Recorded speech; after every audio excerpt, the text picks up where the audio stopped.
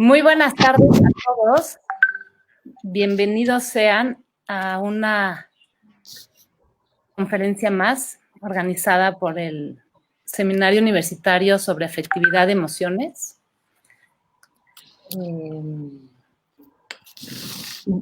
Quisiera decirles a nombre de la doctora Albert Hansberg, coordinadora general del SUAFEM, que les damos la más cordial bienvenida a esta nueva entrega del ciclo de conferencias en línea La vida emocional en la pandemia. Este ciclo tendrá 3 sesiones más, la de hoy, el 21 y el 28 de agosto. Para este segundo semestre tenemos planeadas varias actividades, les iremos informando. El ciclo de conferencias fue organizado por el doctor David Fajardo Chica, investigador asociado al SUAFEM. Agradecemos, como siempre, a la Casa de las Humanidades de la UNAM por su invaluable apoyo. Al igual que la UNAM, el SUAFEM no se detiene. Antes de iniciar, quisiera comentar que si tienen preguntas para la conferencista, por favor escríbanlas en el chat para ser contestadas una vez terminada su presentación.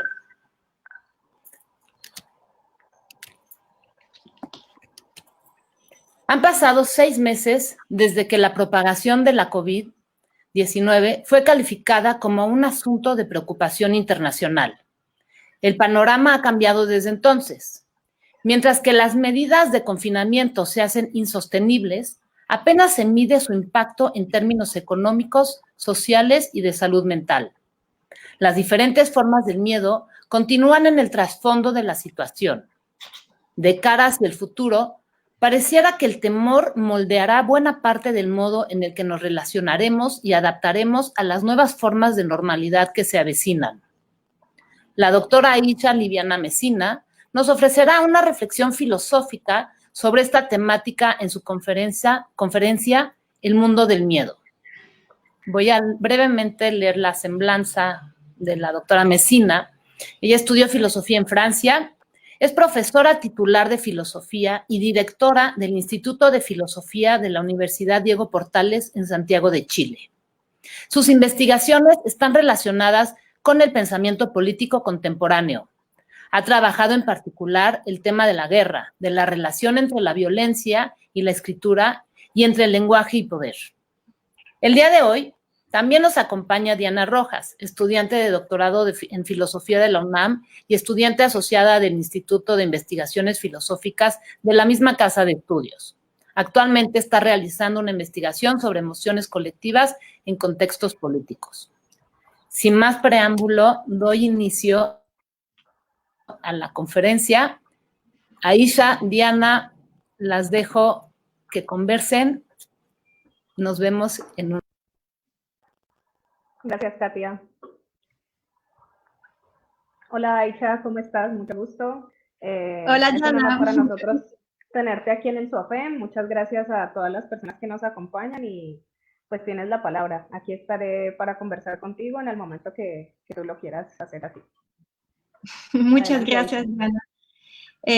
Bueno, antes de todo quisiera agradecerle a todas, a todos, a la institución, a ese seminario por la invitación. Es un tema obviamente muy emocionante. Es un momento también muy emocionante. Es importante estar aquí y en otro lugar del mundo en un momento en el que hace ya tanto tiempo que no podemos cruzarnos. Entonces, realmente muchas gracias por sacarme del lugar. Además, debo decir que me gusta mucho México, me fascina. Entonces, tan solo de poder estar por pantalla para mí es un honor. Y espero después que de a poco retomaremos la actividad presencial. Entonces, lo que voy a presentar le propuse como título El mundo del miedo, para pensar el miedo no en sí, no como un mero instinto vital, sino algo que nos relaciona al mundo y que tiene que ser entendido también dentro de un mundo. hablar del miedo obviamente da un poco de miedo también, es un tema con látigo. Todos hemos tenido miedo. También me fijé que todos hemos tenido miedo al miedo. Eso no todas las emociones se caracterizan por provocar ese rechazo, pero por cierto, el miedo, tan solo el miedo suele darnos miedo. Eso ocurre también con el sufrimiento. Uno tiene miedo al sufrimiento también, pero eso no ocurre para todas las emociones. En general, los adultos, en los que me incluyo a veces, solemos darle una connotación negativa al miedo. Solemos pensar que el miedo nos subordina, que el miedo nos achica, pero me fijé que no tenemos mucha otra solución que huir el miedo. En general, la valentía no es una real manera de atravesar el miedo. Uno se puede hacer el héroe, pero eso no le quita el miedo. En cambio, me fijé que, y eso ocurre en particular con el miedo, me fijé que a los niños les encanta jugar con el miedo, provocar el miedo. Y cuando un niño provoca el miedo en otro niño, lo que hace el otro niño es matarse la risa. En cambio, cuando un niño le da miedo a un adulto, lo que hace el adulto es irritarse. Entonces eso me llamó mucho la atención, porque el miedo es una emoción que suele ser considerada como negativa para los adultos. Entonces no voy a analizar ese tema en particular, pero me parecía interesante lanzarlo para luego ver si nos conduce en algún lugar. Bueno, lo otro, o sea, yo no soy una especialista del miedo, es realmente un agrado que me hayan invitado a hablar de ese tema, porque es cierto que he escrito un poco sobre el miedo o a partir del miedo, pero no es, digamos, yo no me caracterizo por ser especialista del miedo. Lo que me llamó mucho la atención es que en el movimiento político que hubo en Chile en el 2011, el movimiento estudiantil, que fue un movimiento realmente potente, que consiguió dar lugar a una reforma importante del sistema educativo en Chile y entonces de la sociedad chilena. La juventud que manifestó, no sé si ella se consideró como una generación que no tenía miedo, pero se escribía en los diarios que esa generación ya no tenía miedo y que por eso el movimiento estudiantil había sido tan potente. Eso me llamó la atención porque yo pensé, ¿por qué? ¿Por qué una generación tendría miedo, otra generación no tendría miedo? O sea, los analistas políticos lo tomaban como un hecho acertado, pero no lo podían analizar. Y más encima me parecía que no es tan positivo decir esa generación ya no tiene miedo.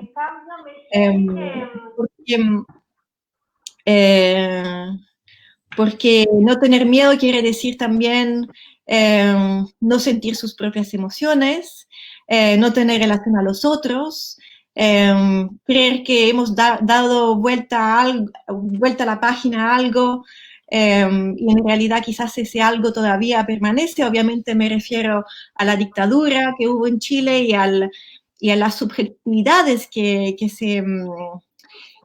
emergieron durante la dictadura.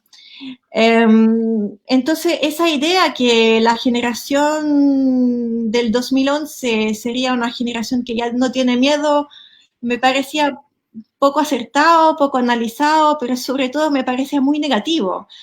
Me parecía hacer de esa generación más bien una generación sin emociones. Luego, en el movimiento social del 2018, el octubre de 2018 chileno, que fue y yo creo que sigue siendo un movimiento social sorprendente pero activo, potente también. El propio movimiento se presentaba como sujetos políticos sin miedo. Decían, nosotros ya no tenemos miedo, pero sí que lo analizaban, o sea, sí que por lo menos las consignas políticas decían, ya no tenemos miedo porque no tenemos nada que perder. Y eso sí que me dio miedo, porque no tener miedo, como decía antes, es no tener emociones o no querer reconocer que tenemos emociones, pero es también no estar en relación. O sea, si tenemos miedo es porque estamos en relación, es porque no podemos predecir el futuro, es porque no conocemos los otros. Entonces, si tenemos miedo es porque por definición nuestra existencia está volcado a lo incógnito, a lo indeterminado. Considerarse como una generación que no tiene miedo es considerar que no tenemos relación a lo incógnito, a los otros. Y por lo general, los que realmente no tienen miedo son los terroristas, son los que no miran a los otros, ¿no? Yo creo que alguien que asalta un banco sí que tiene miedo. De hecho, no necesariamente quiere disparar, porque tiene miedo de la pistola que tiene. Un terrorista parece ya no tener miedo, ¿no? Parece que justamente para él no existen los otros en cuantos que otros. Entonces la consigna, ya no tenemos miedo, a mí sí que me da miedo, porque creo que el miedo es nuestro vínculo, es nuestra emotividad, es nuestra finitud, es nuestra fragilidad. Y lo que me gustaría tratar de pensar hoy es cómo pensar esa emoción tan rica que es el miedo, porque nos pone en relación sin vivirla necesariamente como una relación que nos subordina. ¿No? La risa que le provoca a los niños el miedo puede ser una pequeña chispa para hacernos pensar que el miedo no es tan negativo. Entonces, bueno, en la tradición filosófica, no la he revisado toda y no voy a hacer ese trabajo escolar, me parece que por lo general o bien no se habla del miedo o bien se prefiere hablar de la virtud, de la valentía, sin enfrentarse realmente a la cuestión del miedo, o bien se jerarquizan las emociones. Por ejemplo, es interesante ver cómo en Ser y Tiempo Heidegger distingue el miedo de la angustia. Heidegger repara en algo muy interesante, que el miedo tendría un objeto y mientras que la angustia se caracteriza por no tener un objeto, ¿no? La angustia es angustia de nada, la nada nos angustia. En cambio, el miedo sí que tiene un objeto. Tengo miedo de no tener jubilación, tengo miedo de perder mi trabajo, tengo miedo quizás de contagiarme, o tengo miedo que otra persona que quiero sufra. Entonces, por eso en Heidegger hay una cierta jerarquía, aunque no habla exactamente en esos términos, en el que, digamos, la angustia sería una emoción más noble o más existencial. No son los términos de Heidegger, que el miedo no, al tener un objeto provocaría más la tendencia a huir, que hasta realmente puesta a prueba de su existencia. El que sí habla de una manera positiva, creo, del miedo es Hobbes. Hobbes no piensa que el miedo es un mero instinto animal, o más bien piensa que si el miedo es un instinto animal, los seres humanos se caracterizan por tener aún más miedo que los animales, porque al tener memoria pueden recordar todo lo que le ha provocado miedo, entonces están permanentemente están aún más miedosos porque recuerdan todo lo que les ha provocado miedo, pero también porque gracias a la memoria también hay proyección, hay imaginación, hay futuro, y entonces pueden pensar en lo que no van a tener y que les da miedo. Entonces el miedo es también una emoción relacionada con la memoria, con la facultad de la imaginación, y como ven, entonces con un cierto mundo, porque lo que hacen memoria e imaginación es dar lugar a un mundo. Por lo mismo, no es un mero instinto animal. Si es que existiera algo tal como un instinto animal.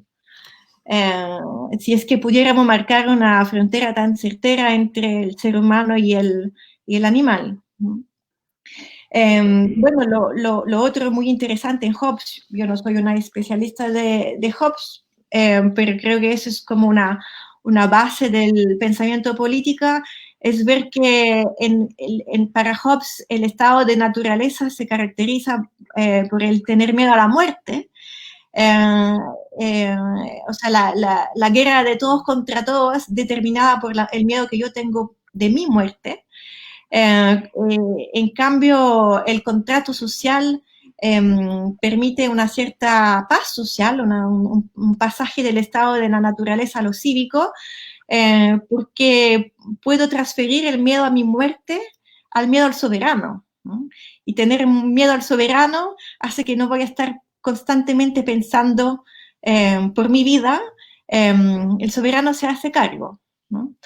Pero lo que es interesante en Hobbes es que no se trata de deshacerse del miedo, como si el miedo fuese meramente negativo, porque Hobbes le reconoce al miedo un carácter productivo, heurístico. Se trata más bien de transferir el objeto del miedo para pasar de la guerra a la paz, del estado de naturaleza a un estado cívico, ¿no? Sin deshacerse del miedo. Entonces, lo que yo voy a preguntar, o sea, lo que es mi pregunta guía, es si podemos pensar que no solo el miedo es una emoción positiva, productiva, pero que si también el miedo nos permite pensar la libertad. O sea, si el miedo es también una emoción que no solamente nos achica, que no solamente nos destina a vivir en un mundo cerrado, con cámaras de seguridad, cable eléctrico, que quizás sean necesarios, no estoy diciendo que no lo sean, pero mi pregunta es si eso es solo la señal de que el ser humano puede vivir en un mundo chico, ¿no? En un mundo confinado, ¿no? Que es la situación que estamos viviendo hoy, ¿no? Un confinamiento. Entonces, también la pregunta es esa, ¿ese confinamiento es por miedo? O ese confinamiento también reviste cierta apertura y cierta libertad. Entonces voy a dividir la exposición en tres partes. La primera voy a hablar del carácter heurístico del miedo, de la genialidad del miedo, de qué tipo de mundo consigue crear el miedo. Después voy a tratar de hablar del carácter fenomenológico del miedo, cómo el miedo me relaciona al mundo, a los objetos, cómo con el miedo se me da el mundo y los objetos.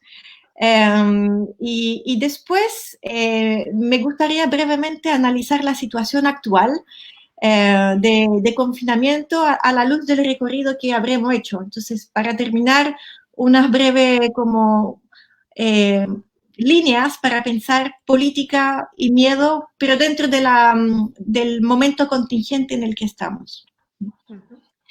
Entonces, sobre el carácter heurístico del miedo, les quiero partir comentándole dos citas. Una es de Roberto Espósito en el libro Comunitas, donde hay toda una parte sobre Hobbes. En ese libro, Espósito dice que, lo cito, el miedo es lo terriblemente originario. Y también dice, no somos más que miedo. Y otra es una cita de Manuel Levinas en el libro Totalidad Infinito. Hay un pasaje donde Levinas dice, el miedo es el sentimiento por excelencia, que revela al ser humano su calidad de mortal, de ser para la muerte, ¿no? Entonces el miedo es lo terriblemente originario, y el otro, el miedo es el sentimiento por excelencia, o sea, el miedo es constitutivo, ¿no? No hay vida, no hay ser humano sin miedo, ¿no? Entonces, ¿por qué Espósito dice el miedo es lo terriblemente originario?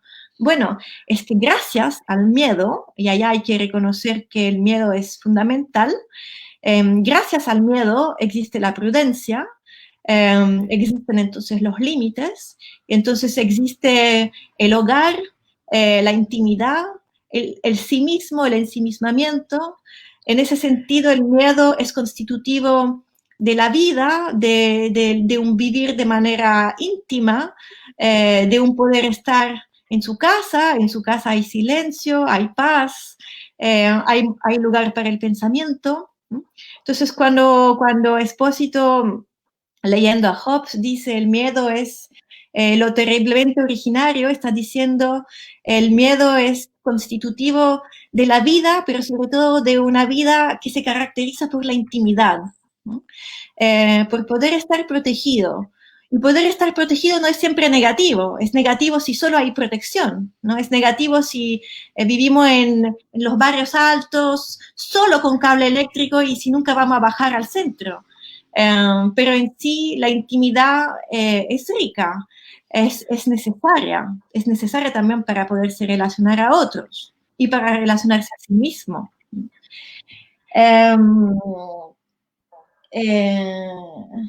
Entonces, bueno, el miedo es lo terriblemente originario, sin miedo no hay vida y no hay intimidad. O sea, sin miedo no hay... sin miedo no puedo tener... Claro, sin miedo no puedo cuidar a mis niños, ¿no? Porque no puedo tener ese hogar que hace que ellos van a estar protegidos, van a estar bien, van a tener alimentación. Entonces, eso es fundamental. No es solo un instinto vital, es también lo que ya en eso hace mundo. En cambio, cuando Levinas dice el miedo es el sentimiento por excelencia, él dice, es interesante, porque Levinas no dice que con el miedo se constituye la vida, sino que con el miedo me doy cuenta de la muerte.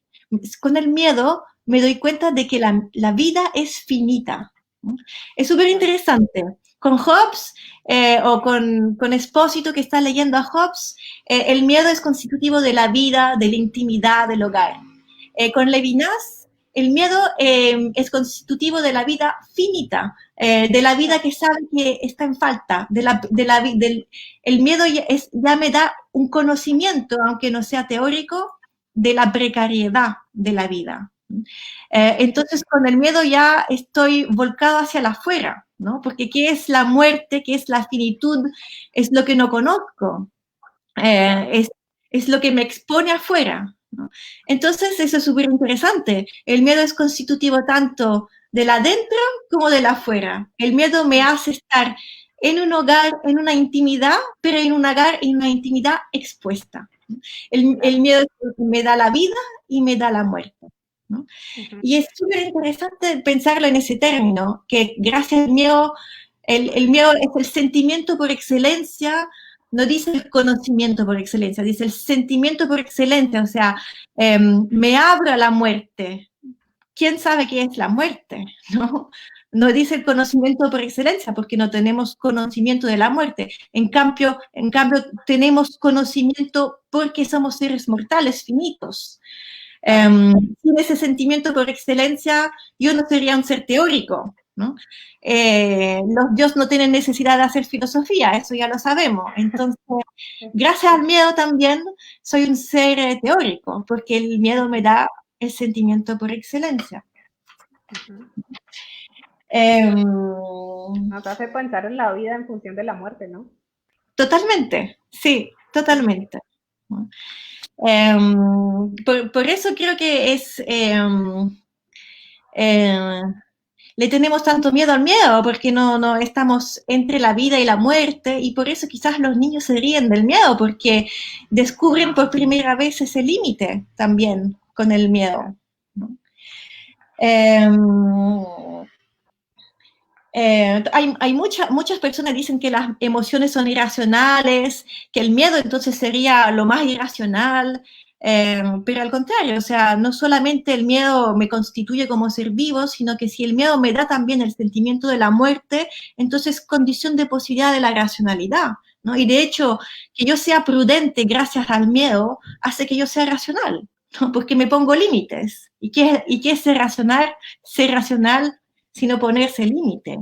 Entonces yo no diría que el miedo es irracional, sino que es también condición de posibilidad de la racionalidad, ¿no? Y ahora para profundizar esas dos ocurrencias, la de Espósito, el miedo es lo terriblemente originario, y la de Levinas, el miedo es el sentimiento por excelencia. Me gustaría hablarle de un cuento, una novela, no sé cómo se dice en castellano, de Kafka, El Topo. En francés no lo traducieron El Topo, lo traducieron La Madriguera, Le Terrier. En alemán no averigüé. Es que ese cuento no es terminado, es inacabado y no tenía título tampoco. Entonces los editores le dieron un título. Y me gustaría con El Topo profundizar esas dos visiones, la de Espósito, Hobbes, y la de Levinas, ¿no? La idea que el miedo es el interior y el exterior. Profundizarla y también desplazar un poco de esas dos visiones del miedo. En El Topo, el miedo tiene una dimensión heurística por excelencia. El topo está en su hoyo debajo de la tierra, en la madriguera,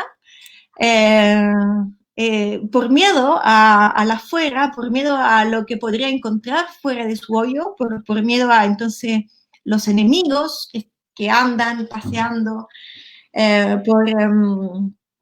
por la tierra. Y todo el cuento es sobre la pasión del topo por su hoyo,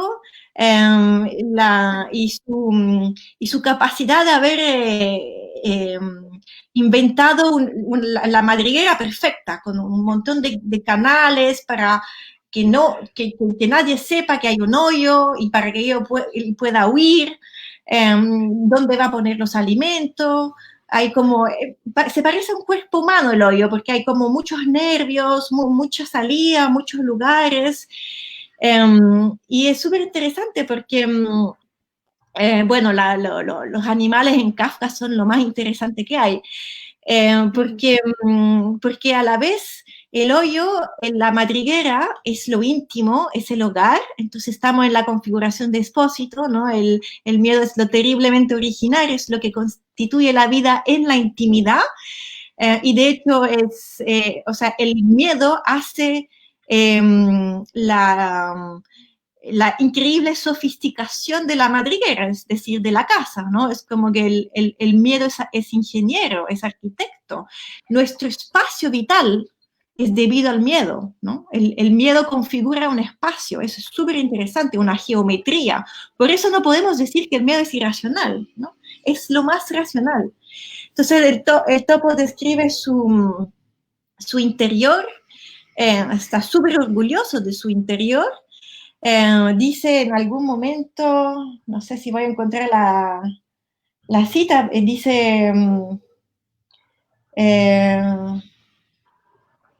que lo más rico en esta madriguera es su silencio. O sea, el miedo realmente hace la intimidad, la paz, pero también está obsesionado el topo, está obsesionado por quién podría entrar, por quién podría darse cuenta que hay un hoyo, escucha ruido por todos lados, describe dónde pone la comida, pero porque quiere que esté todo en el mismo lugar, así él puede ver su obra, se puede admirar a sí mismo. Pero también piensa, bueno, pero si alguien la descubre, la va a comer toda de a una, entonces quizás debería poner un poco aquí, un poco acá. Y bueno, al final le empieza a decir que su sueño, que es tan rico, también es perturbado por el miedo, que le da un momento en que se asusta y se despierta.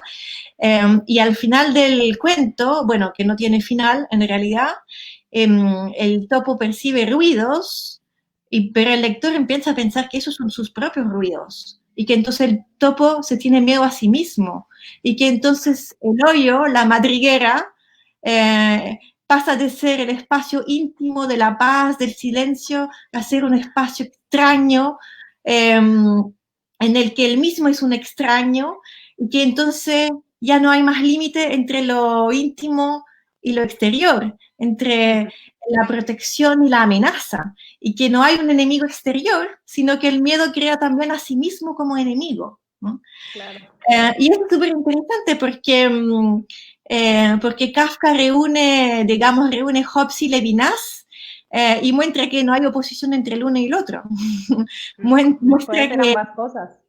Exactamente, muestra que el miedo es constitutivo de la intimidad, de la vida, del interior, también es constitutivo de la finitud, del sentimiento de la muerte, del afuera, pero que también pone en jaque esa diferencia entre lo interior y lo exterior, ¿no?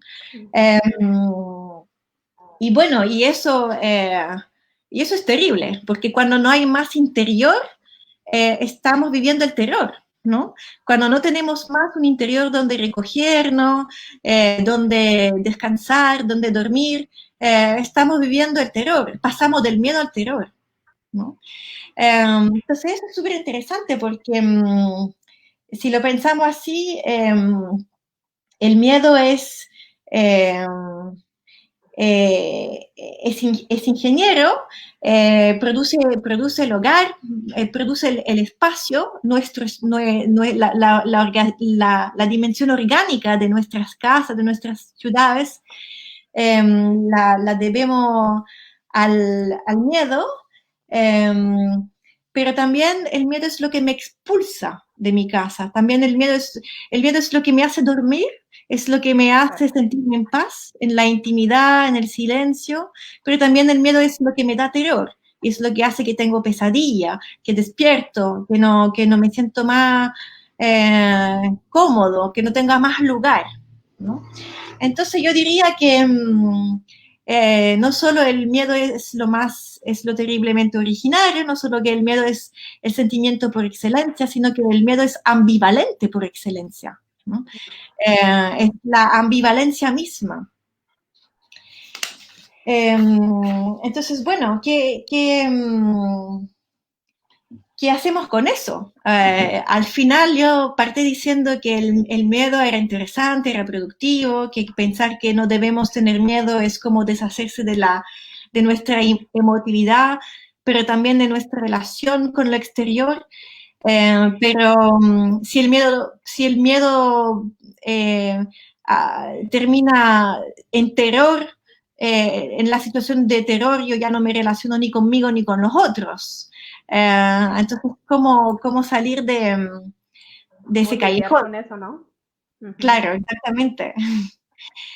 Entonces, paso a la segunda parte. Estoy bien con los tiempos, ¿verdad? Sí, estamos perfecto. Solo llevamos 34 minutos de transmisión. Ya, entonces tengo como 15 o 20 minutos más, ¿verdad? Sí, exacto. Más o menos entre 20 y 30 minutos. Ya, perfecto. Entonces, bueno, paso a la segunda parte, que era la dimensión fenomenológica del miedo. Sí. Hemos visto que Levinas dice el miedo es el sentimiento por excelencia, ¿no? Entonces, Levinas con eso dice, gracias al miedo me entero de la muerte. Gracias al miedo me entero de la finitud. Gracias al miedo me entero que no toda la existencia, la vida, incluso el conocimiento, remiten a un saber. Gracias al miedo estoy abierto o abierta al no saber de la muerte. Al carácter finito de la vida que significa que la vida no es del todo comprensible también. Eso es súper interesante porque es el gesto opuesto a el de Platón en la Apología de Sócrates. No sé si se acuerdan, en la Apología de Sócrates hay un momento en que, bueno, toda la Apología es un golpe de ironía de Sócrates, ¿no? Que al final quiere demostrar a los jueces que no saben lo que es la justicia, y entonces que para qué lo juzgan. Y también le quiere mostrar a los jueces que no saben qué es la muerte, entonces para qué lo condenan a muerte, ¿no? Súper divertido. Pero hay un momento en que él, bueno, lo condenan a muerte y él no tiene problema con esa condena, se la toma con una sonrisa irónica y dice que los seres humanos le tenemos miedo a la muerte porque no sabemos lo que es la muerte, ¿no? Y que en cambio bastaría con hacerse la pregunta de si sabemos lo que es la muerte para no tenerle miedo a la muerte, ¿no? En la Apología de Sócrates nos dice que sabe lo que es la muerte. En cambio, en el Fedón sí, dice que la muerte es la operación del conocimiento por excelencia. Pero en la Apología no dice eso. Dice, bueno, pero si no sé lo que es la muerte, ¿qué tan mal puede ser? ¿No? Al final, o bien no es nada, o bien voy a despertar en otra vida. Entonces, quizá, o sea, no sé lo que es la muerte, pero no puede ser tan mala al final, ¿no? Claro. Entonces, en la apología todo termina con una sonrisa. Y en la apología es porque no sé lo que es la muerte que tengo miedo. En cambio, para Levinas es lo opuesto. Es porque tengo miedo que me relaciono al no saber de la muerte, ¿no? El miedo me da la muerte como no saber. Pero es diferente a Sócrates, porque en Sócrates el no saber es simplemente una falta de saber. Es algo que al final voy a poder completar con una reflexión adecuada, con una reflexión filosófica, ¿no? Cuando me voy a desprender del cuerpo, de los afectos, de las opiniones, de la doxa, voy a saber, ¿no? Y no voy a tener más miedo. En cambio, lo que dice Levinas es que gracias al miedo me relaciono a lo que excede el saber, me relaciono a la muerte como lo que excede el saber, ¿no? Y eso es interesante, porque entonces no estamos más protegidos por la teoría, ¿no? Estamos en ese límite, el interior, el afuera, el saber, el no saber, ¿no? Pero bueno, pero eso no es suficiente para salir del terror al que nos expuso el topo de la madriguera, porque el no saber de la muerte no me da paz, bien al contrario, me puede incluso dar angustia. Entonces tampoco esa es la idea, pasar del miedo al terror o del miedo a la angustia. Entonces, hay otras dos frases de Totalidad Infinito que me gustaría comentar en esa segunda parte. Y espero que lo voy a lograr porque me ha costado mucho entenderlas bien. Entonces, una, bueno, la que traté de explicar hasta el momento era que el miedo era el sentimiento por excelencia. En Totalidad Infinito, Levinas dice también, la muerte se aproxima en el miedo a alguien, pero también confía en alguien, ¿no? Entonces aquí no estamos más en la configuración de un miedo que me da el sentimiento de la muerte, que podría darme terror, ¿no? Puede darme, o sea, el miedo me aporta la finitud, pero yo puedo estar aterrado por la finitud. Aquí el miedo me da también confianza. Y eso lo podemos, lo hemos ya creo experimentado. Si estaba en una situación que nos provoca mucho miedo, alguien trata de entrar en mi casa, tengo mucho miedo, pero al mismo tiempo tengo una cierta reacción, o sea, mi reacción primera va a ser en quién puedo confiar. Voy a llamar en la municipalidad, o sea, no estoy solamente sumergida por el miedo, ¿no? Si fuera solamente sumergida por el miedo tendría terror, pero en el momento en que tengo miedo, también mi reacción es también, en cierta medida, de confiar, ¿no?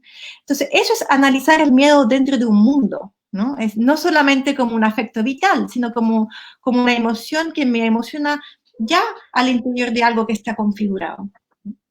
Y la otra frase que me gustaría analizar, bueno, no la cité, pero en Totalidad al Finito y en otras obras de Levinas, Levinas habla de manera recurrente del miedo a cometer un asesinato. Y es interesante porque siempre si lo pensamos en relación a Hobbes, en Hobbes tengo miedo a la muerte, no tengo miedo a matar, tengo miedo a que me maten. Y por eso necesito el contrato social, ¿no? Por eso necesito un soberano a quien confío mi vida, pero para que me proteja de la muerte. Y después paso de tener miedo a la muerte a tenerle miedo al soberano. O sea, si yo rompo el contrato, si yo transgredo la ley, el soberano me puede condenar a muerte o me puede castigar. Entonces, bueno, cuando Levinas habla del miedo a cometer un asesinato, ¿de qué habla? ¿Del miedo al soberano? O sea, estamos en la configuración hobbesiana de pasar de un miedo a otro, pero al final de un miedo que siempre apunta a proteger mi vida, o está hablando de otra cosa. Entonces, quiero analizar esas dos ocurrencias del el miedo a otro, pero que es ya una confianza, una relación de confianza, y el miedo en la situación de un cara a cara con el otro, en el que yo también puedo matar, ¿no? Y matar no es fácil. No sé si, bueno, yo nunca estuve con una pistola, pero no debe ser fácil. Hay una película brasileña, no me acuerdo cómo se llama, pero es muy conocida, y hay un momento en que hay niños, hay niños que crían para matar. ¿Tal vez te refieres a La Ciudad de Dios? Exacto. Bueno, yo no pude ver más. O sea, cuando le piden al niño matar al otro, yo allá no pude ver esa película. No, encuentro que es lo más violento que he visto. Sí. Y es porque tenemos miedo a matar, ¿no es cierto? Yo creo que de eso se trata en Levinas, ¿no? De que uno puede tener miedo por su vida, pero puede tener otro miedo. Entonces la pregunta es, ¿qué es ese otro miedo? ¿Es todavía algo que se relaciona a mi vida o no? Uh-huh. Entonces, bueno, no sé cuán familiar están con el pensamiento de Levinas. Los que sí están familiares con ese pensamiento saben que el punto de partida de la filosofía de Levinas es la relación con el otro, que él llama el cara a cara. Algunos lo llaman la escena ética o la escena de la trascendencia ética. Pero más bien lo que es interesante es que Levinas parte de ese encuentro con el otro para decir que el otro es aquel que yo no puedo anticipar, es otro en cuanto no lo puedo anticipar, en cuanto no calza mis categorías, no lo puedo configurar dentro de un proyecto, entonces el otro siempre me aparece como una sorpresa, ¿no? Y finalmente, cuando Levinas habla del otro, del rostro, de la desnudez del rostro, quiere decir eso, que el otro, su manera de aparecerme es sorprenderme. Y al sorprenderme, pone en cuestión mi manera de conocer, mis categorías, ¿no? En el sentido kantiano. O sea, gracias a mis categorías yo puedo aprender los objetos del mundo, los puedo conocer, pero lo que pasa con el otro es que como me sorprende, excede mis categorías, excede mi conocimiento. Y estamos en algo comparable a la muerte, ¿no? Cuando hablaba antes del no saber de la muerte, es un no saber que excede el saber, no es una incompletud en relación al saber, ¿no? Y de hecho en un libro que reúne varias conferencias, que se llama El tiempo y el otro, Levinas dice, hay dos cosas que exceden mi saber, hay dos cosas que me relacionan al porvenir, a lo que no se remite a mi presente, a mi conocimiento presente, la muerte y el otro, ¿no? Entonces hay una homología estructural entre la muerte y el otro, ¿no? Exceden el saber, ¿no? Pero la diferencia es que la muerte me aplasta, en cambio al otro yo le puedo hablar. Entonces yo me puedo relacionar con ese no saber, puedo relacionarme con esa sorpresa, con ese porvenir que caracteriza el otro. O sea, mientras el miedo a la muerte me aplasta, el otro es una invitación a entrar en el miedo. Hablar y de hecho hacer una conferencia siempre es un poco tener miedo, ¿no? No sé, tengo miedo a mí misma, de hecho, ¿qué voy a decir, no? ¿Cuán clara voy a ser? Si no soy ni siquiera capaz de leer mis apuntes, ¿no? Entonces, los otros nos exponen al miedo, pero es una exposición positiva porque entramos en el miedo, ¿no? Y eso es lo que nos hace pensar, eso es lo que hace que podemos renovar nuestros conocimientos. Entonces, mientras la muerte, mientras el miedo a la muerte me aplasta, el miedo al otro igual es una invitación, ¿no? Es un camino, es un salir de sí. ¿Y qué pasa? Si el otro acontece como una sorpresa que cuestiona mi manera de saber, entonces cuestiona también mi manera de vivir, porque mi manera de vivir es relacionada a mi manera de saber. Como yo soy un ser, el ser vivo que yo soy depende también del ser teórico que yo soy. Y si el otro cuestiona mi manera de saber, entonces cuestiona mi manera de vivir. Entonces, si yo soy sola en mi casa y estoy obsesionada por quién podría entrar en mi casa, bueno, al final termino siendo el otro de mí misma, me tengo miedo a mí misma y vivo en el terror. Pero si yo invito a un amigo a mi casa, quizás voy a pensar qué va a pasar con ese amigo, no tengo clara todas sus intenciones, pero igual se crea un mundo. Entonces es muy distinto. No estamos siempre de todo claro con el otro y pienso que es muy importante mantener ese margen de no saber, esa incertidumbre, ese exceso, esa sorpresa, porque si no, nunca nos podríamos renovar. Nunca, no seríamos más seres que piensan, ¿no? Pero gracias a ese no saber también se crea un mundo hospitalario, no quiere decir un mundo bueno, pero un mundo donde los objetos significan también para un otro, con otros, y entonces nada empieza a tener un sentido fijo,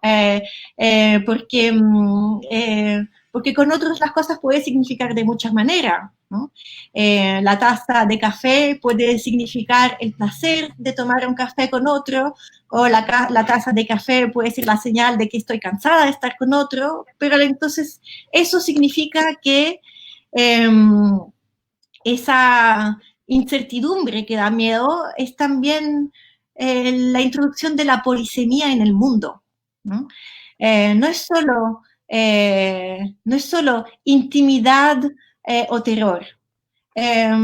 Es mucho más amplio, es algo mucho más polisémico, ¿no? Y indeterminado, ¿no? Entonces, cuando Levinas dice la muerte se aproxima en el miedo a alguien, pero también confía en alguien, yo creo que quiere decir que hay que pensar el miedo no solo como instinto vital para proteger la vida, sino que el miedo es algo que acontece ya en un mundo polisémico, en un mundo donde no puedo prever todo, donde no puedo prever si el otro me va a matar o me va a salvar, donde no puedo prever si el otro va a negociar o si va a ser un terrorista. Eso yo creo que esa es la esencia del cine, ¿no? Estar en un cara a cara con el criminal y no saber si va a disparar, ¿no? Eso es súper interesante, o sea, en el estado de naturaleza sí va a disparar, pero nosotros no vivimos en el estado de naturaleza, vivimos en un mundo humano, lo que no quiere decir un mundo bueno para nada. pero es un mundo humano, es un mundo polisémico, es un mundo incierto. Entonces, claro, cuando tengo miedo, no tengo solo miedo. Cuando tengo miedo, tengo tiempo. Le decía al inicio de la exposición, el miedo es un látigo. Es cierto, cuando uno tiene miedo, creo que es el único momento que yo siento mi corazón, como pum, pum, pum, pum, pero entonces tengo tiempo.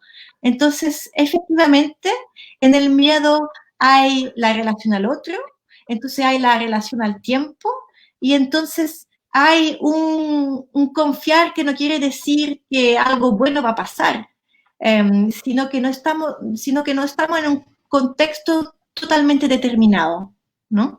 Y eso es interesante, porque el miedo se da ya dentro de una estructura social, dentro de un mundo que es un mundo humano y por ende polisémico. El miedo abre a muchas posibilidades, ¿no? En el que todo puede ocurrir, ¿no? Y de hecho, ¿qué vamos a hacer? Si alguien entra en mi casa, igual voy a hacer de todo para que no pase lo peor, ¿no? Y no siempre pasa lo peor, pero a veces sí pasa lo peor, ¿no?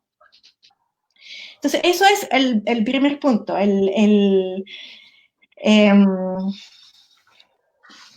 porque la vida no es meramente biológica, sino que la vida tiene que ser entendida dentro de un contexto social que la hace también. Entonces el miedo no es unívoco, ¿no? Y claro, entonces dentro del miedo hay tiempo, hay ya relación, ¿no? Y por eso les decía, cuando yo escucho somos una generación que ya tiene miedo, me da miedo, porque quiere decir que no hay relación, ¿no? Que no hay polisemia. Eso es el terrorista. Para el terrorista no hay polisemia, hay una sola cosa que hacer, ¿no? No hay mirada, ¿no? Porque se acabó el mundo, yo creo, para el terrorista.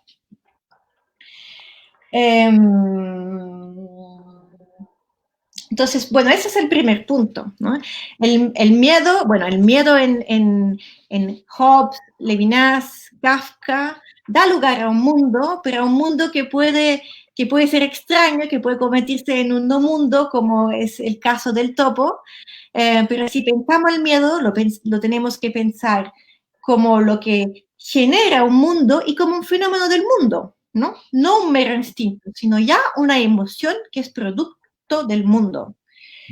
Hay una frase muy bella, creo, de Levinas en Totalidad Infinito que dice: la soledad de la muerte no hace desaparecer al otro, sino que se mantiene en una conciencia de la hostilidad y por ello mismo en una posible llamada al otro, a su amistad, a su medicina. Dice Levinas, el médico es un principio a priori de la mortalidad humana. La muerte se aproxima en el miedo a alguien, pero también cuenta con alguien, ¿no? Entonces, todo eso quiere decir, no podemos pensar el miedo y el miedo como sentimiento por excelencia, que me da el conocimiento de la muerte también, o el sentimiento de la muerte, sin pensar que tanto el miedo como la muerte son fenómenos mundanos, ¿no? La muerte no existe tal cual. Nadie conoce la muerte tal cual, la conocemos dentro de una ritualidad humana, un contexto cultural determinado. Entonces, pensamos ya tanto el miedo como la muerte dentro de un mundo, como fenómenos del mundo. Y eso es interesante, decir, el médico es un principio a priori de la mortalidad humana. O sea, no es no es un lujo tener médicos. Es parte de lo que nos permite relacionarnos al sufrimiento, a la muerte, al dolor. Nunca vivimos las emociones solos, nunca vivimos todo eso solos, ¿no? Si estuviéramos totalmente desnudos, ya no estaríamos capacitados para hablar de eso, ¿no? Ya no estaríamos pensando en eso.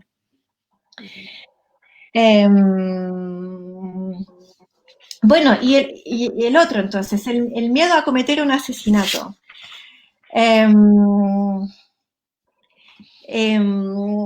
¿Por qué Levinas habla del miedo a cometer un asesinato? ¿Porque el soberano me va a castigar? pero entonces en ese caso sería un miedo por mí, ¿no? No sería un miedo por el otro, o no sería un miedo distinto a el que hace que cedo mis derechos para que el soberano me proteja y que finalmente el sentido de mi vida sea estar cómodo en mi casa y no hacer mucha bulla, ¿no? Eso creo que políticamente es a la vez fundamental, pero no tan interesante. O sea, puede ser un buen punto de partida, pero no puede ser un buen final. Vivir meramente protegidos. Quizás que para los que ya han leído Levinas saben que Levinas dice que el mandamiento bíblico, no matarás, viene justamente de cómo yo encuentro el otro.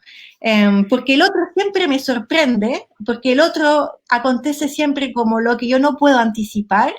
Entonces el otro no viene a mí como cualquier objeto del mundo, ¿no? Es algo que excede el carácter de objeto, es alguien que ya excede el carácter de uso. Entonces Levinas dice, el mandamiento me viene del otro, no como una ley escrita desde el exterior, para estabilizar las relaciones humanas. Simplemente, de un punto de vista fenomenológico, el otro ya me detiene, ¿no? Porque el otro ya me detiene en mi manera de pensar, en mi manera de relacionarme al mundo. Como les decía antes, si el otro me cuestiona en mi manera de conocer, entonces el otro me cuestiona en mi manera de ser, ¿no? Entonces, eso nos hace pensar a esa escena de la película, cuando el niño está tan asustado de tener la pistola y de tener que disparar, ¿no? ¿Por qué está tan asustado? Porque está ya detenido por cómo se le aparece el otro, ¿no? Y también porque el otro le promete a una vida ya abierta, porque como les decía antes, con el otro, gracias al otro, mi miedo sea un miedo humano, un miedo que confía, un miedo que tiene mundo. Sin el otro, el miedo es pura angustia, el miedo es pura relación a la nada, ¿no? Y ahí Levinas tiene una manera muy, también que encuentro extraordinaria de analizar el homicidio. Tiene unos pasajes donde analiza el homicidio de Abel por Caín, el primer homicidio, que está en Génesis, en la Biblia, y dice Levinas, es que no encuentro el pasaje. Sí, no te preocupes. Pero es muy interesante lo que estás mencionando, sobre todo esto de cómo la soledad y el miedo se relacionan, ¿no? Cómo necesitamos del otro para no sentir ese miedo en soledad, para identificar que los otros también sienten esos miedos, ¿no? Y que de alguna manera son un resguardo también. Sí, totalmente, sí. Sí, bueno, no voy a buscar la cita porque veo que ya son las 2 y me estoy pasando del tiempo. Entonces, solo para encaminarme hacia el final, lo que les quería decir es que lo que es interesante de esa manera de pensar el homicidio es que si el otro es también el que me sorprende y entonces el que me invita a encaminarme al miedo, a no tenerle miedo al miedo, ¿no? Es decir, el otro que me sorprende y entonces me da miedo, pero es también el otro a quien yo puedo hablar y al hablarme me puedo relacionarme a él, puedo ya relacionarme al miedo como algo positivo, salir de mí. Cuando Levinas analiza el homicidio, dice, bueno, es que el miedo que tenemos ante el otro lo tenemos ya en una relación de deseo, ya en una relación que es una relación de invitación, ¿no? Entonces las emociones no se dan de una manera pura, no es puro instinto vital de nuevo, es un miedo, es una emoción dentro de un mundo y dentro de un mundo donde también hay una invitación, ¿no? Hay una invitación a salir de sí, ¿no? Eso es súper interesante, porque no somos solamente el topo asustado del enemigo exterior. Somos también esos seres que se hablan a veces para no decir nada, pero que se hablan, ¿no? Y que al hablar se salen de sí, ¿no? Entonces, bueno, no me detengo más en eso porque ya hay poco tiempo, porque quería terminar con unas reflexiones sobre la situación actual de confinamiento. Yo desde que inició la pandemia y entonces las políticas de confinamiento, escuché tres, tres frases que no han sido cuestionadas. La primera es, tengo miedo al virus. Sí. De hecho, en general, que eran súper heroicos, que nunca le daba miedo a nada, que siempre se burlaban de los que se cuidaban de la gripe. No, tengo miedo al virus. Súper raro, porque un virus es una cosa completamente irrelevante. Uno puede tener miedo al contagio, otra cosa, pero un virus. Y la otra es, vamos a vivir en sistemas autoritarios, el confinamiento es una situación apolítica, ya no hay sociedad civil. Entonces, el primero es más bien un miedo más del estado de la naturaleza. Tengo miedo al virus, es decir, tengo miedo a morir. El segundo es más un miedo político. Tengo miedo a que, debido al contagio, cedamos todas nuestras libertades al soberano para que proteja nuestra vida, pero nada más que eso, y entonces que perdamos nuestras libertades cívicas. Y bueno, y el tercero es, tengo miedo a que con la mascarilla nos volvamos una sociedad súper higiénica y que, o sea, aún más higiénica que antes. Y eso es cierto que es demasiado higiénico ese mundo. Pero me gustaría brevemente darle vuelta a esos tres miedos, como cuestionar si eso es realmente el objeto del miedo. La muerte, la falta de libertad y si realmente la mascarilla quiere decir que no nos vamos más a relacionar con el otro. Entonces, en el caso 2, en el caso de la falta de libertad política, yo no he vivido el confinamiento como una falta de relación a los otros y una falta de política. Al contrario, he pensado que por primera vez en mi vida sentía la política, sentía a los otros. O sea, lo he vivido como un momento hiperpolítico en que si estoy confinada es porque existen los otros y porque existo yo, ¿no? Entonces, si estamos confinados es porque somos seres en relación. Y de hecho, ser confinado no es ser aislado. Por el momento los que son aislados son los contagiados. Y eso es terrible, porque ellos no pueden vivir el dolor con otros. Ellos no son, claro, como decía Levinas, ¿no? Aquí estamos ante una situación en que la muerte no es medicada, ¿no? Porque no hay para todos. Allá está el real dolor, yo creo. Pero ser confinado es terrible cuando uno no puede trabajar, cuando uno no puede comer, pero no diría que es una situación apolítica, al contrario, es como hiperpolítica. Estamos hiperrelacionados. De hecho, estoy en México. Y de hecho, estoy en México y de hecho, toda la neutralidad de las relaciones se ha empezado a vacilar, porque la gente necesita también hablar de algo personal, como que las fronteras se empiezan a cruzar, para bien y para mal. Pero hay que pensarlo así, como un momento en que vacilan las fronteras. Entonces es un momento en que podemos incluso reinventar la política. No completamente, pero podemos reinventarla un poquito. Tenerle miedo al virus. ¿De verdad tenemos miedo al virus? ¿O tenemos miedo a un contagio sin mundo? O sea, ¿tenemos miedo a ser contagiados o tenemos miedo a que o bien nosotros, bien nuestro cercano, nuestro amigo, nuestro vecino, cualquier persona se encuentre en una situación de contagio sin la infraestructura que lo va a cuidar, ¿no? ¿Tenemos miedo a la muerte o tenemos miedo a una muerte inhumana?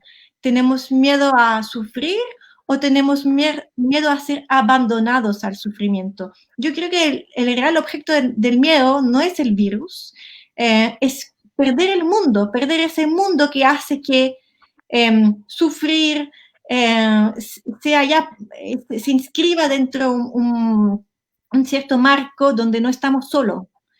Entonces, de nuevo, yo creo que aquí el miedo que tenemos lo tenemos que relacionar al mundo que hace posible el miedo y al miedo como fenómeno del mundo, ¿no? Y eso es eminentemente político. O sea, si pensamos que el objeto de nuestro miedo no es nuestra vida personal, nuestra muerte personal, sino morir y vivir sin un mundo, sin un marco, sin un ritual humano, entonces tenemos miedo a perder la política, ¿no?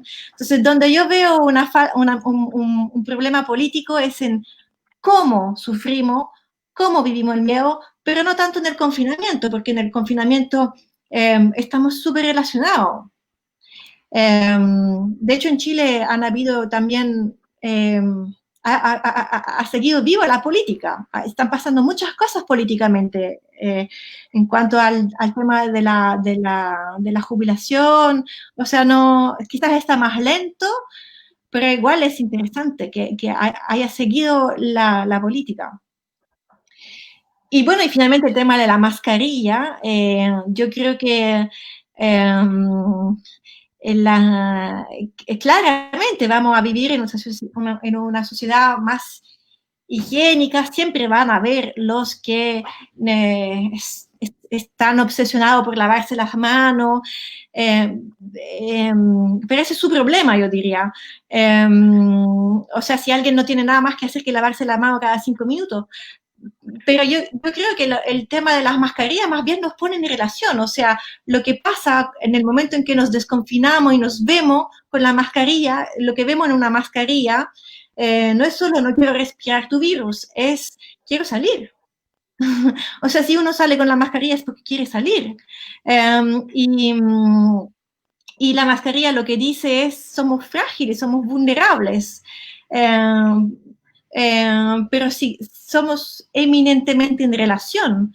Entonces yo lo veo más bien como una nueva posibilidad de afirmar el deseo y el encuentro, que como la señal de una sociedad que se va a higienizar aún más. O sea, claramente en su estructura la sociedad se va a volver aún más protectora. Ya tenemos protocolos en las instituciones, ya hay los nuevos delitos. Tuve una capacitación a nuevos delitos, me pareció loco, pero dentro de esa sociedad de hipercontrol también hay una nueva manera de vivirse como vulnerable y entonces de vivir un cierto exceso y un cierto deseo. Entonces, hay un momento en que nos vamos a lavar menos la mano y vamos a volver siendo más entretenidos. Ya termino. Que he hablado muy mucho. bien, muchísimas gracias, doctora Isha. Muy interesante la conferencia, sobre todo me parece muy interesante lo último que menciona sobre la mascarilla como este símbolo de no podernos encontrar con los otros, sobre todo porque es muy difícil, pensando en las emociones, expresar las emociones a través de una mascarilla, ¿no? Es más difícil comunicarse con los otros también. Entonces, pues bueno, muchísimas gracias por la conferencia y vamos a pasar a las preguntas. Por aquí están mandando saludos desde Popayán, desde Colombia. Están mandando saludos también desde la UNAM, agradeciendo por la conferencia, diciendo que está muy interesante. Y aquí tenemos una pregunta, la primera pregunta de Sara Cruz Velasco, que dice si la emoción del miedo se ve diferente en jóvenes o en personas de edad madura. Es decir, que si existe una diferencia entre el miedo entre esos dos tipos de personas, los más jóvenes y los más maduros. Esa es la primera pregunta.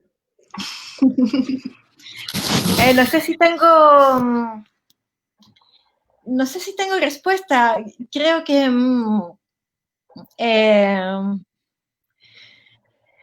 creo que el miedo siempre está, pero quizás lo que cambia es el objeto del miedo y el modo en que nos vamos a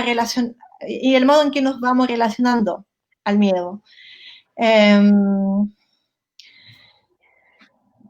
Claro, probablemente los miedos son diferentes para cada una de esas personas, ¿no?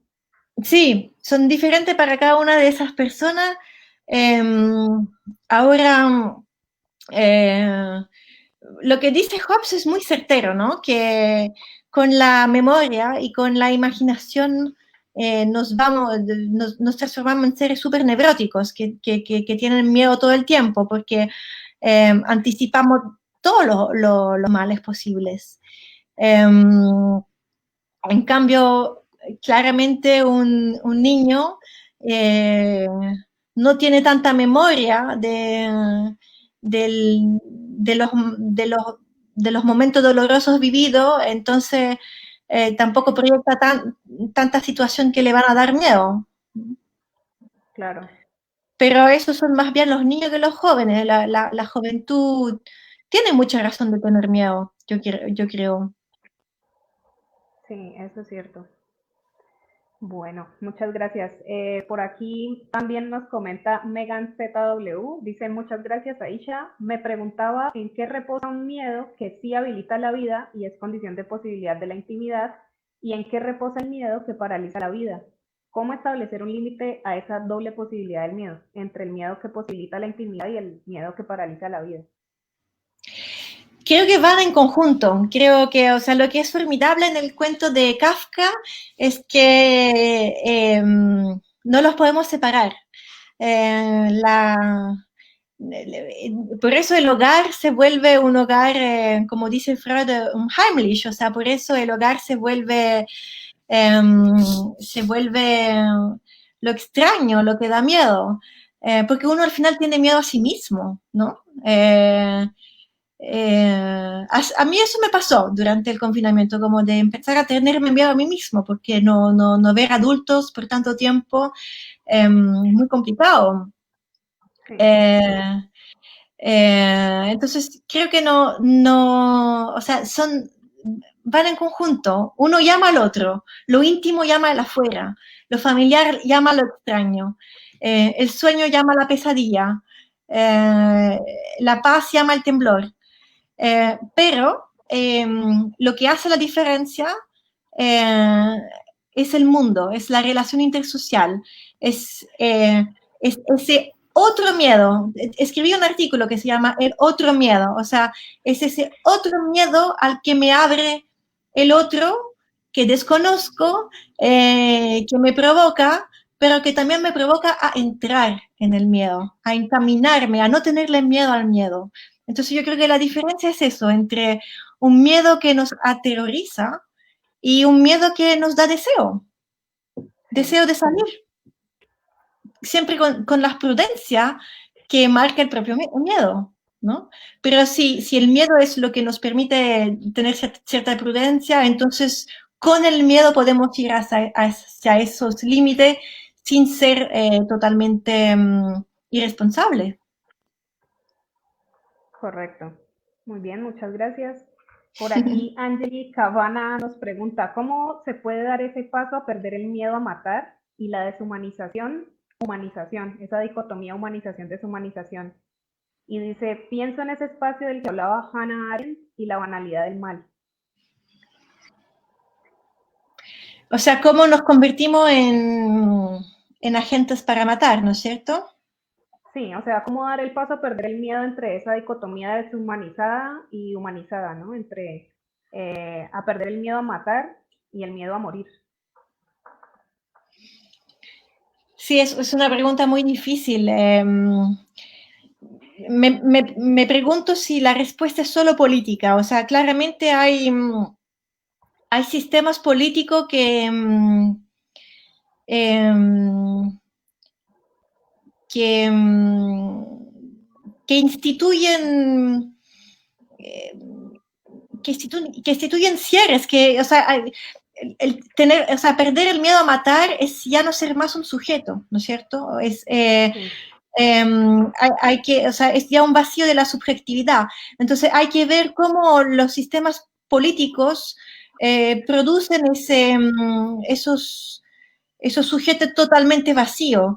Es buena la referencia a Hannah Arendt por el análisis que hace del caso Eichmann, que es un tipo normal, que no tiene en sí ninguna fascinación por la muerte, ningún odio particular por los judíos, pero que era un sujeto tan vacío que solo aplicaba las órdenes, ¿no?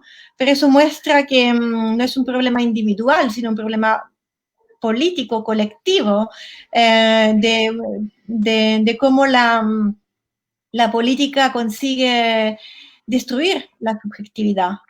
Y en eso estamos siempre, ¿no? La fascinación que tenemos por la salud mental, por los datos, por los números, todo ese sistema hipercuantitativo que nos vuelve máquina de producción, constituye un riesgo para las subjetividades, porque nos pone bajo la amenaza siempre.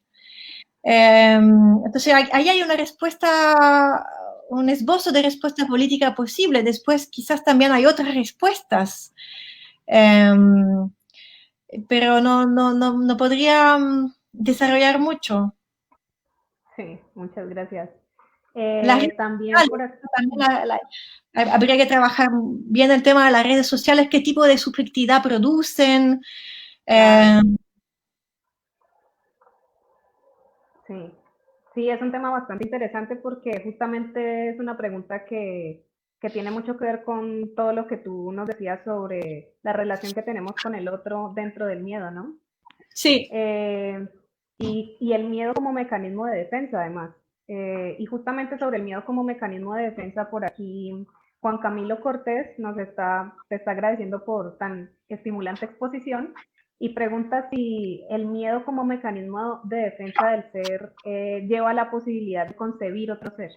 Me imagino que lo que está preguntando es si el miedo al ser un mecanismo de defensa crea una nueva posibilidad de pensar en una persona distinta a la persona que no se está defendiendo, ¿verdad? Sí, yo creo que sí. O sea, yo creo que en la medida en el cual el miedo permite instituir límites, entonces nos permite ser un poco más pacífico. O sea, es paradójico, pero creo que el mecanismo de defensa también al introducir límites, introduce tiempo y introduce más espacio para el encuentro. Pero claro, no debemos tener solo límites, también debemos tener la posibilidad de vez en cuando de transgredirlos. Y eso hacemos con el lenguaje, con la palabra. Cuando cuando no estamos solamente repitiendo lo mismo, ¿no? Sí, exactamente. Eso es bastante cierto. También al respecto, Abraham Sapien nos dice, muchas gracias por la charla. Me gustaría preguntar algo respecto a la angustia, ya más directamente sobre la angustia en Heidegger. Al decir que la angustia es sobre la nada y no sobre algo, ¿qué quiere decir esto más precisamente? ¿La nada no es algo en el sentido en que no es un objeto bien definido? Pues en cierto sentido la angustia sigue teniendo un objeto, donde la nada puede entenderse como lo indeterminado. Es decir, está preguntando sobre cómo el objeto de la angustia es la nada, ¿no? ¿Cómo lidiar con eso ahí? Sí, es súper interesante la pregunta. Bueno, no quiero responder desde Heidegger porque no fue el tema de mi presentación, pero quiero responder desde Levinas porque él repara en eso en una serie de clases que él dio que se llaman Dios, la muerte y el tiempo, y dice, bueno, pero ¿por qué sería más interesante la angustia que el miedo? O sea, el hecho de que la angustia no tiene objeto y el miedo sí tiene objeto no hace que la angustia sea más interesante. O sea, los objetos sí que son interesantes. Y los objetos del miedo nos permiten diferenciar nuestros miedos también. Pero lo que es interesante es que cuando Levinas analiza el homicidio de Abel por Caín, dice que cuando Caín mata a Abel, no se vuelve más libre sin Abel, porque se enfrenta ahora a la nada como algo que lo submerge. Entonces el homicidio no lo hace libre del otro, al contrario, lo remite a su ausencia, al hecho que la nada, justamente contra la nada, Caín no puede nada, ¿no? Puedo matar al otro, pero no puedo eliminar esa nada que me sumerge ante la muerte del otro. Es súper fuerte, porque está diciendo transformarse en un agente de la muerte no hace libre a nadie, al contrario, por eso hay serial killer, porque no han podido, porque la muerte los ha vuelto los ha encadenado a la nada. Entonces Claro. lo tienen que repetir siempre ese gesto, ¿no? Hay también un texto de Blanchot que es maravilloso, que se llama Lo indestructible, y es sobre la situación concentracionaria y el poder que tiene, por ejemplo, un oficial, un nazi, al creer que puede matar a otro. Y Blanchot dice, puedo matar a un hombre, pero no puedo matar a lo irreductible que había en esa persona, ¿no? Entonces, puedo matar a un hombre, pero no puedo hacer que esa persona haya sido irreducible, única, singular, ¿no? Y ser un criminal es enfrentarse a ese resto, a esa nada que sumerge. Entonces Levinas, cuando dice el miedo a cometer un asesinato, dice el horror de estar antes la nada, ¿no? El otro me puede matar, pero en el otro puedo confiar, puedo hablar, puedo negociar, puedo incluso manipularlo, pero la nada no la puedo manipular, me sumerge, me angustia, me aterra. Te dejan un vacío, ¿no? El otro te deja ese vacío de la nada, Claro. enfrentándote a algo que no conoces justamente. Muy bien. Y también con respecto a la mirada de los otros, dice David Fajardo Chica, muy interesante la plática. Me interesa el tema de cómo se construye la relación con los otros en medio del confinamiento. ¿Sigue siendo el otro tan determinante cuando no está frente a frente? ¿Cómo cambia ese temor que se construye al otro si está en la lejanía? ¿Qué impacto tiene la revalorización de la distancia? Gracias. Bueno, no estoy tampoco pro confinamiento, no quiero que quedamos viviendo aquí toda la vida, la encuentro terrible. Pero lo que me llamó la atención después llevamos 5 meses y medio así, ¿no es cierto? Es, es que fue paradójica la situación. Por un lado, a nivel laboral, ¿quién tenía trabajo? ¿Quién no perdió el trabajo? Se transformó en una máquina de trabajar, porque hubo mucho más trabajo, porque al no estar en un espacio con otro, entonces no está el cuerpo que se afloja o el cuerpo que juega, ¿no? Porque siempre hay una parte de nosotros que se escapa de nosotros. Entonces, solo podíamos ser eficiente, reunión, Zoom, clase, entregar el informe, fuimos mucho más funcionales y eso es el peligro del teletrabajo, que hay que analizar en claves políticas, como las mutaciones al que da lugar la tecnología. Pero por otro lado, reparé en que las personas necesitaban también o sea, a pesar de ellos, decir algo personal, que no podían iniciar una conversación telefónica sin preguntar al otro cómo estaba, porque todo es tan frágil. Y también hay personas que perdieron sus cercanos. Entonces, todo eso ha hecho que hubo, creo, no para nada más humanidad, o sea, la humanidad nunca va a cambiar y si cambia va a ser para lo peor, pero que eso sí hubo más fragilidad, entonces más incapacidad de acomodarse a los límites. Entonces, no sé, hubo más temblor en la voz, que creo que es algo interesante que hay que explorar, ¿no? Entonces, no quiero que nos quedemos así para siempre en videoconferencia. Además, así yo puedo compartir con ustedes, pero no podemos salir a comer y la comida en México es absolutamente maravillosa y mucho más que eso, ¿no? Pero hay que explorar esa manera que tenemos de salirnos de los límites. Claramente la humanidad no va a cambiar, o sea, eso no lo deseo, porque todas las veces que ha cambiado ha sido un desastre. Sí, al menos que no cambie para mal, ¿no? Que cambie para bien. Bueno, y esa era la última pregunta que teníamos aquí entre los comentarios de nuestro en vivo. También Angeli Cabana de nuevo nos agradece y dice que se lleva interesantes reflexiones. Y yo aprovecho que no hay más preguntas para preguntarte porque me pareció muy interesante esa relación que hacías entre la sorpresa y el miedo, ¿no? Porque pues la sorpresa también es considerada una emoción. Entonces me preguntaba, ¿qué tan estrecha te parece que es esa relación? Es decir, ¿te parece que podría haber miedo sin sorpresa, por ejemplo? Creo que no, o sea, bueno, hay el miedo, hay los miedos imaginarios, ¿no?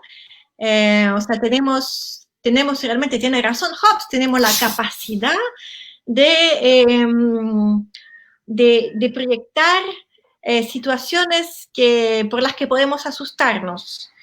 Algunas personas más que otras, pero es cierto que nuestra memoria y nuestra imaginación hacen esa cocina. La sorpresa es quizás una modalidad del miedo. Ok, ok. Entonces dirías que la sorpresa es una modalidad del miedo. Muy bien. Justamente es interesante esa respuesta que das porque acaban de poner una pregunta nueva. Dice Dan Sobres, hablaste de la niñez. El juego con el miedo y la risa como una manera de ir conociendo los límites de la vida y de la muerte también. ¿Por qué el adulto deja de reír con ello? Se pregunta él, ¿no? Eso me Porque hizo el adulto pensar también en la relación con las... ¿Por qué el adulto deja de reír con el miedo? Esa es la pregunta de Dan Sobres. no lo sé, o sea, pero me llama mucho la atención que, que la risa de los niños cuando se juegan a espantarse, se rían a carcajada, como si fuera una emoción maravillosa, ¿no? No sé, una emoción vital o una emoción que los hace sentir más libres. En cambio, el adulto no lo puede soportar. Se siente, no sé si se siente humillado, pero ya no sé. No, yo inicié con eso, Abandonado, tal vez. claro, inicié con eso porque quizás se siente estúpido. Porque en general nosotros los adultos cuando nos irritamos es porque nos sentimos estúpidos. Pero lo lancé porque realmente no lo tengo muy avanzado ese tema. Sí, sí, sí, pero es muy interesante y pues tan interesante como el resto de tu charla. Te agradecemos mucho. Ya con esa última pregunta cerramos el ciclo de preguntas y pues bueno, esperamos volver a tenerte por aquí en una nueva ocasión y le doy la palabra nuevamente a Katia que nos va a despedir. Muchas gracias, Katia. Gracias a las dos, gracias Diana por el acompañamiento, pero también por ser nuestra maestra de ceremonias, digámoslo. Malentendido. Aisha, muchísimas gracias por esta conferencia bastante interesante. A nombre del SUAFEM, de todos los que integramos el equipo de Olvet, te agradecemos. Esperamos que esto sea el inicio de una larga relación entre instituciones, entre la Diego Portales y la UNAM, entre el Instituto de Filosofía y pues, de la Ciudad de México y el tuyo. A mí me gustaría sí terminar esta charla mencionando las conferencias que siguen. Como dije al principio, este segundo bloque del ciclo de conferencias de la vida emocional en la pandemia van a ser 3. Hoy concluimos con la primera y las siguientes serán el 21 de agosto. ¿Por qué respondemos diferente ante la pandemia? Género y salud mental, de Claudia Raful. El 28 de agosto, COVID-19 en 5 analogías, miedo, incertidumbre, reclusión, guerra y nueva normalidad, con Rafael Tonatiu Ramírez. Sí me gustaría decir nuevamente que la transmisión se queda grabada aquí en el Facebook Live, pero también va a ser colocada en nuestro portal de YouTube y todo puede ser visto desde nuestra página web suafem.unam.mx. Y bueno, pues no me resta más que decir gracias Aisha, gracias por cederme tu tiempo de confinamiento desde Chile. Gracias Diana por estar aquí. Y bueno, con esto doy concluida nuestra charla de hoy con 1 minuto 29 segundos, 29 minutos y 22 segundos. Muchas gracias a todos. Buena tarde. Nos vemos la siguiente semana. Hasta luego. Les mando muchos saludos desde Chile. Gracias.